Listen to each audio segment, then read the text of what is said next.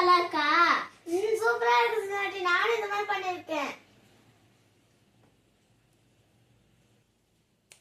இங்க பாரு, நான் ஓபன் பண்ணிட்டேன். நல்லா இருக்கா?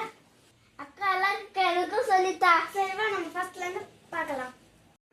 சின்னாட்டி, இதுதான் நான் முதல்ல பண்ணது. இப்போவா நம்ம ரெண்டு பேரும் இது ஃபர்ஸ்ட்ல இருந்து பண்ண சேர்ந்து. ராக்கெட்.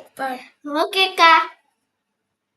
சரி, இப்போ ஃபைலுக்கு வந்துட்டு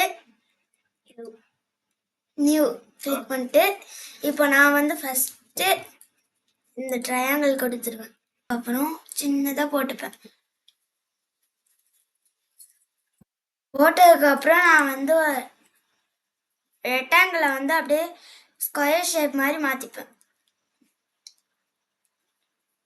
மாற்றினதுக்கப்புறம் அதில் நான் இந்த இதை கிளிக் பண்ணதுக்கப்புறம் ரெண்டாக பிரிச்சுப்பேன். பிரிச்சதுக்கப்புறம்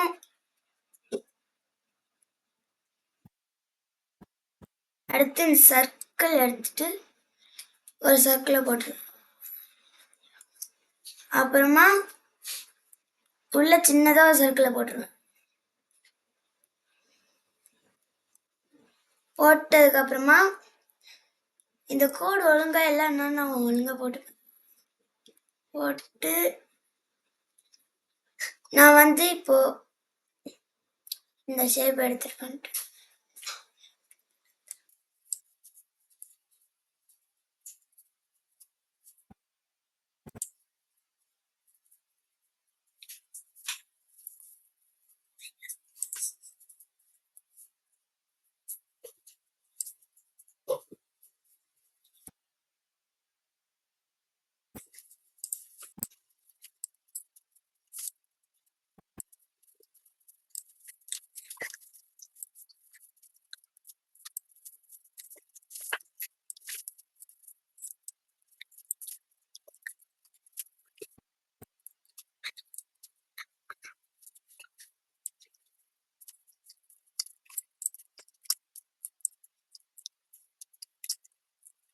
இப்போ கண்ட்ரோல்-C அமுக்குனா இது வந்து காப்பி ஆயிடும்.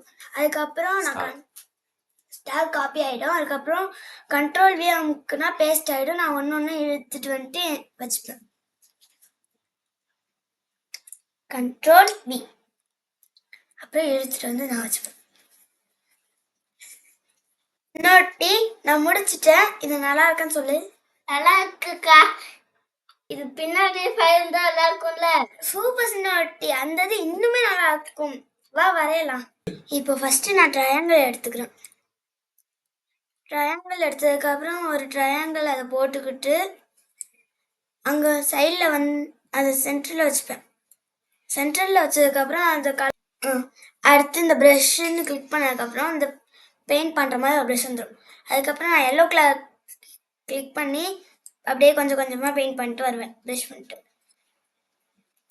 நான் வந்து ரெட் கலர் கிளிக் பண்ணி அது மேலேயே கொஞ்சம் கொஞ்சமாக ப்ரஷ் பண்ணி அப்படியே மேலே தேய்ச்சி விட்டுருவேன். அப்படியே ஸ்ப்ரெட் பண்ணிக்கிட்டே இருக்கும். அவ்வளோதான் சின்னாட்டி. இப்போ ஓகேவான்னு பாரு. அக்கா சூப்பராக இருக்குக்கா. ஓகே, வீடியோ எல்லாருக்கும் பிடிக்கும்.